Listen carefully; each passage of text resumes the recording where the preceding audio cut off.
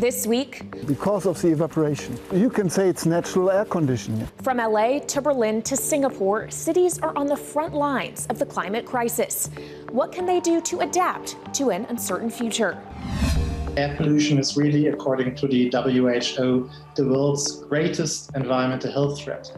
And we are simply not doing enough against it. Air pollution is a silent killer in urban environments around the world. We'll be talking to one company collecting data to combat the problem. If we continue along today's path, then that sets us up for a future where air conditioning may actually become one of our single largest source of greenhouse gas emissions. And harnessing the power of the night sky to keep buildings cool without heating the planet. Why it's high time for an AC redesign. I'm Kaylee Limes, and this is Bloomberg Green.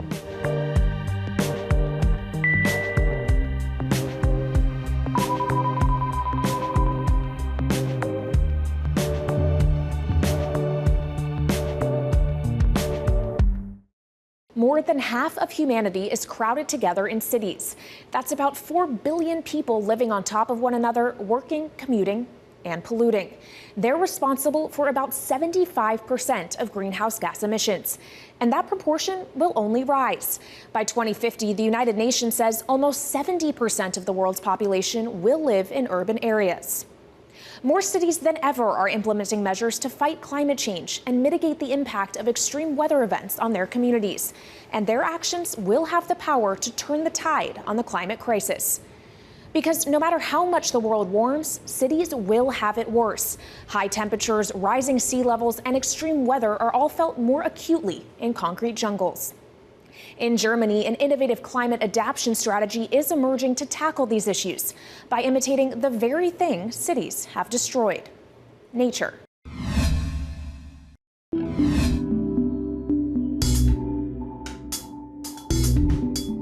Cities are concrete, glass, and steel. They look and act unnaturally, absorbing heat and repelling water. Our urban spaces are at odds with the natural environment. But in parts of the German capital, things are different. To deal with rainwater and heat, Berlin's being transformed into what's being called a sponge city. Der wesentliche Ansatz der Sponge City ist, dass wir das Regenwasser in der Stadt behalten. Wenn Wasser verdunstet, wird auch die Stadt entsprechend gekühlt. Carlo Becker's the architect of Berlin's Sponge City strategy, which harnesses rainwater and manages heat. Das Wasser ist für uns eine Rohstoffquelle. Das soll nicht mehr abgeführt werden, sondern muss in der Stadt bleiben. In a natural ecosystem, rainwater is soaked up by soil and vegetation. The majority then evaporates, and the rest filters deeper into the ground. The evaporating water then cools the surroundings. Cities disrupt this system. Water can't soak through the concrete and is piped away. The Sponge City strategy aims to keep rainwater where it lands, to imitate the natural water cycle. Buildings are covered in green roofs and facades, and down on street level, urban wetlands and roadside trenches known as swales filter runoff and hold water, keeping the city cool by imitating nature. This is Ruhmsburg in East Berlin. Built 20 years ago, it's become a large-scale example of the sponge city concept. On top we have an extensive green roof of approximately 6 to 8 centimeters. And from there the water flows into this courtyards here in the middle. And underneath there is a garage. On top of the underground garage we have a soil layer of almost 80 centimeters. It's like a sponge, and it soaks the water during heavy rainfall, and then it's used by the plants. So they take all the water and finally evaporate it. Heiko Sieker is the brains behind the neighbourhood's innovative management of stormwater. In the whole area here we have no storm sewer system. So no conventional pipe system. The water flows from the road surface into the swale, and from here it's infiltrating into the ground. On hot summer days, you can really feel the coolness here. It's much cooler compared to other parts of the city because of the evaporation. You can say it's natural air conditioning. Romsburg's just one example of a sponge city. Neighbourhoods across Berlin have implemented similar initiatives. But Berlin isn't a perfect sponge city. Ausnahmezustand in Berlin. Die deutsche Hauptstadt unter Wasser gesetzt. In the middle of summer 2017, the heaviest rain in a century hit the city, submerging parts underwater and warning how much work is still to do. Die Maßnahmen, die wir durchzuführen haben, der Klimaanpassung, sind im Wesentlichen bekannt. Diese müssen nur umgesetzt werden. Dafür braucht man den politischen Willen. In fact, the city councils recently decided all new developments should manage stormwater on site in the spirit of the sponge city. Climate change is forcing Berlin and many other cities around the world to adapt urban environments, transforming them to work with nature, not against it.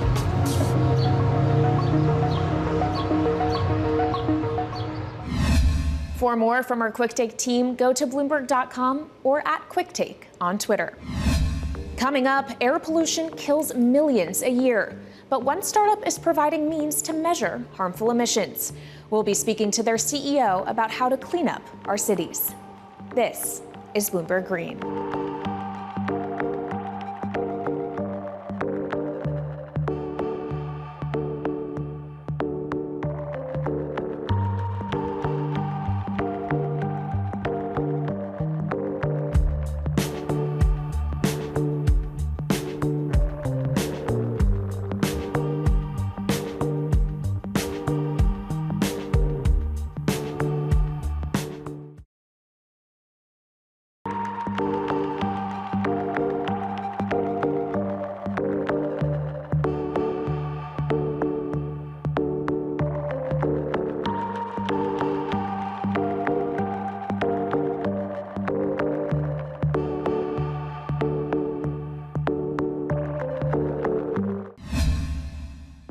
This is Bloomberg Green. I'm Jennifer Zabasaja in New York with your Green Brief.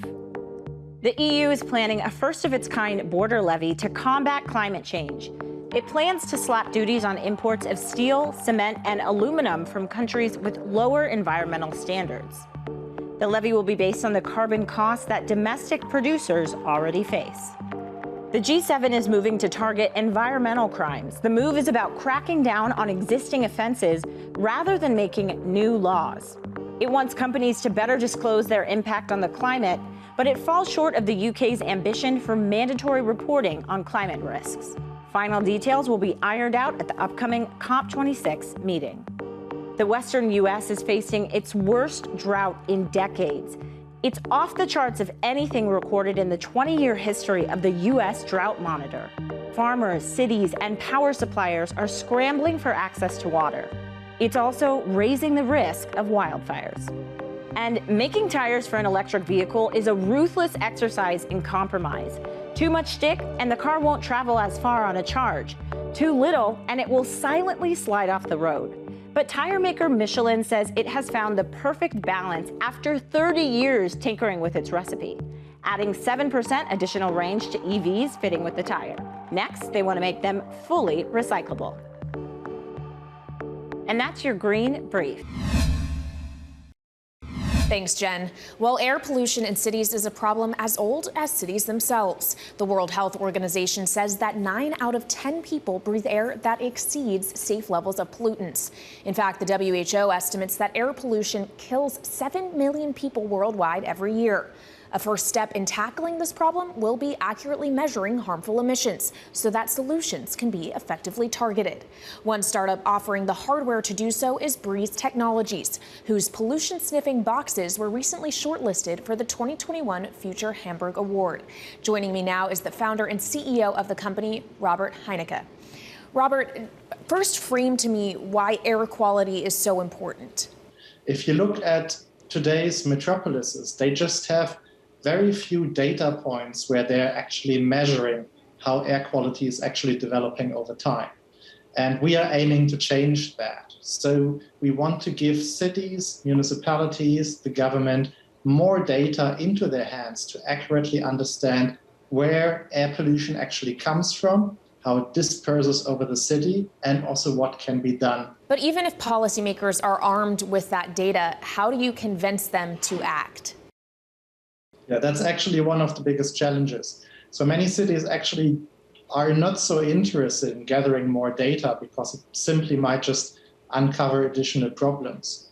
But NASA, the European Space Agency, are both launching new satellite missions that are going to uncover these challenges anyway in the next decades. So the cities really have the choice whether they want to tackle this issue now and whether they want to be the ones who can actually frame the problem, the context, also the solutions that are going to be implemented, or whether they want to wait until some external party uncovers all the challenges that they might have, and thereby it gets out of their control. So today is really the point of time when cities can act on it themselves. So let's talk about some of those solutions then. Let's take Hamburg for an example, where I'm based. So here, the government very early on, after Dieselgate, started to close down roads for diesel vehicles. But the data has actually shown that this was not very efficient. Air quality more or less stayed the same. In another neighborhood, they actually implemented some pedestrian zoning. And there we really saw it both increased the attractiveness of shopping areas, but it also increased the usage of public transport, which in turn decreased air pollution. And then in other parts of the city, in the port, for instance, they are trying to maintain the cruise ships and the cargo vessels that are landing there with power from the land side instead of having them run their own generators. And this, of course, also in turn decreases the emissions that are being caused. So we really need to look at where pollution comes from locally in the neighborhood and what to do about that. Is it possible to have a major metropolitan city with truly clean air? Well, I would hope to believe so. I think it's going to be an ongoing journey. And of course, many of the technologies that we need to get there to really be able to breathe clean and fresh air, also according to WHO standards, are still under development. I think electric mobility will really be one of the key technologies to enable us to do that. But we also need to think about mass transit, more public transport, making public transport more attractive, and also looking at, for instance, last mile delivery and how to solve that issue without having polluting vehicles and transportation in our cities. Aside from emissions and pollution, are there other areas in which air quality data can help mitigate issues? Well, the climate change issue, of course. So a lot of the air pollutants that we are tracking, like, for instance, ozone or also particulate matter, are at the same time also climate pollutants, short-lived climate pollutants. So if we tackle the air quality issue in our cities, then at the same time, with the same budget that is being spent on that, we're actually also on our way to solving the climate issue. All right, Robert Heinecke, founder and CEO of Breeze Technologies, thank you so much. Coming up, what's the technology with the fastest growing appetite for electricity? It's not cars, it's air conditioning. We look next at the companies trying to cool buildings without heating the planet. This is Bloomberg Green.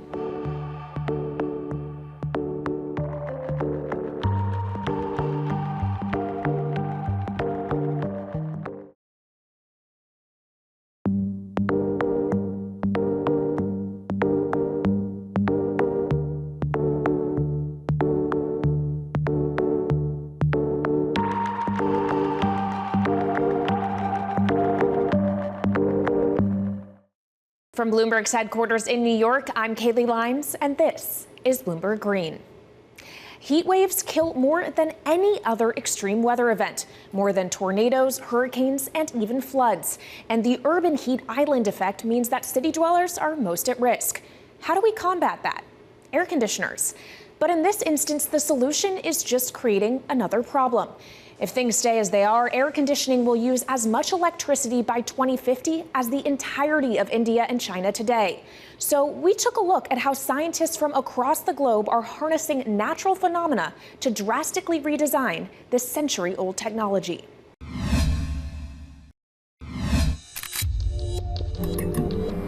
Today's air conditioning and refrigeration systems essentially follow the same principles that have been around for about 100 years.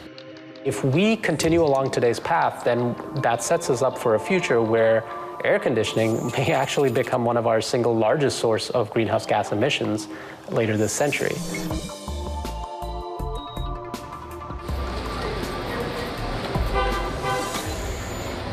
Air conditioners have become an inescapable part of our cities.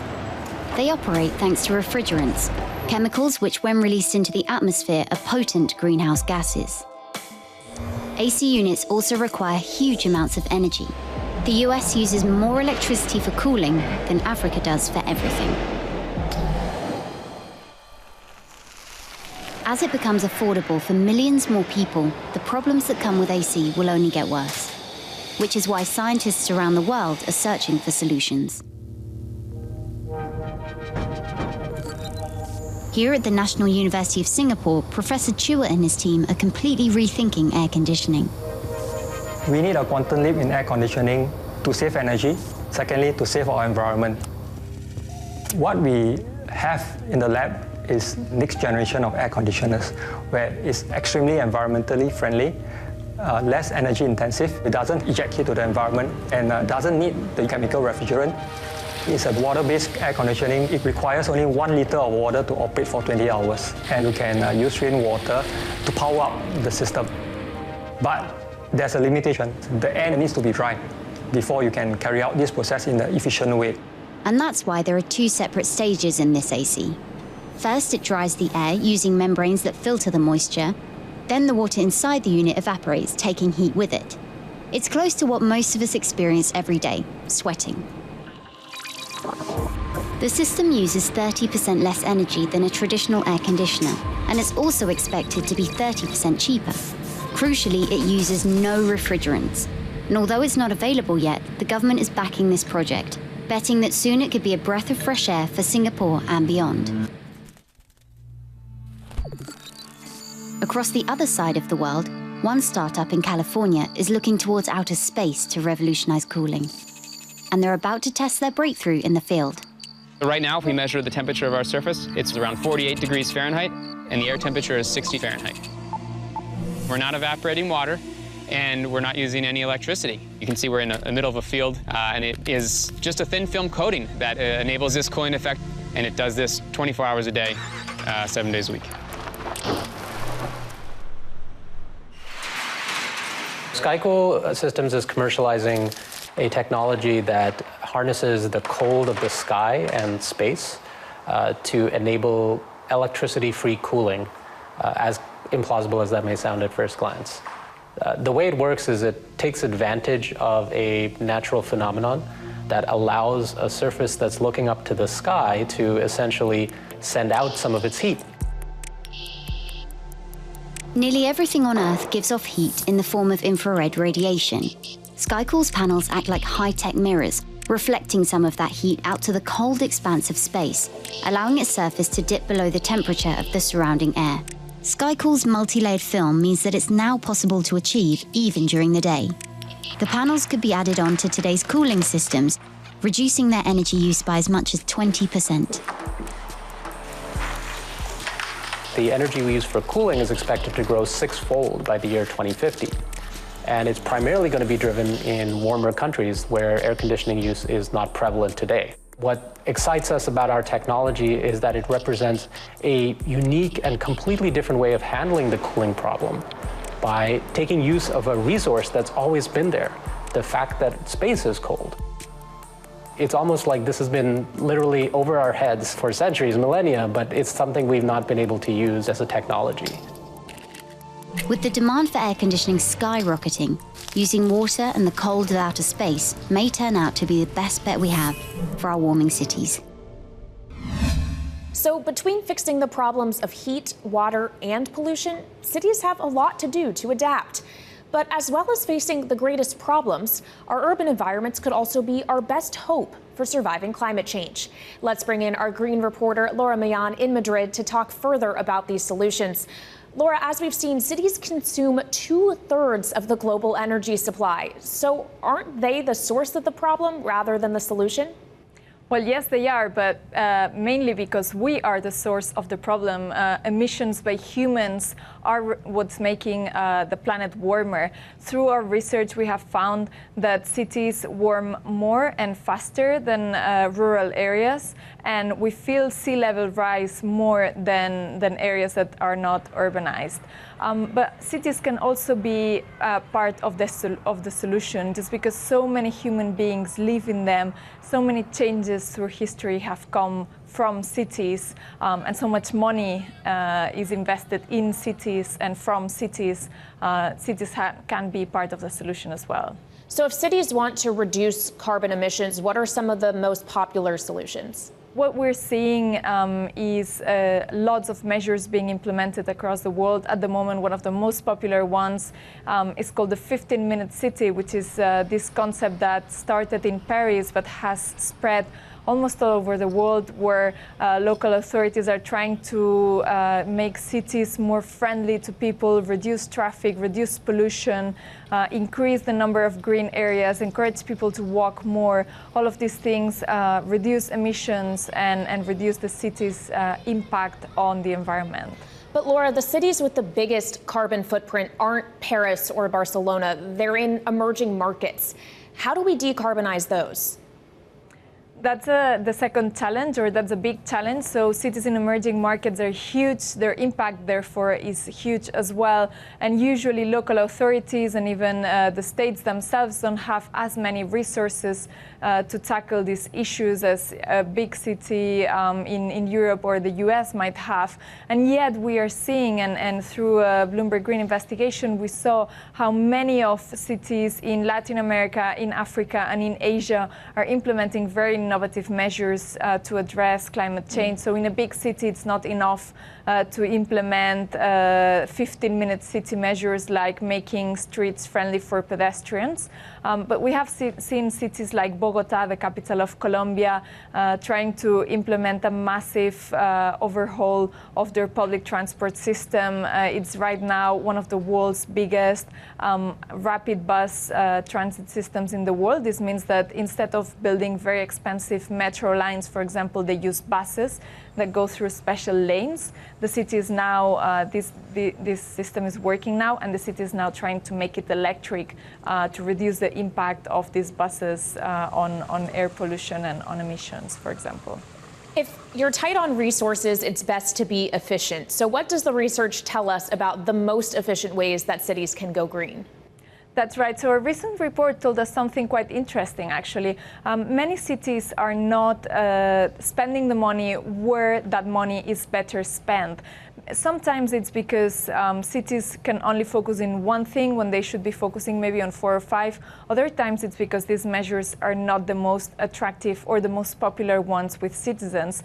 But for example, we know that research tells us that the most efficient way of spending money to address climate issues in cities is to address building efficiency, make buildings more efficient so they leak less heat, they need less energy to be heated or cooled.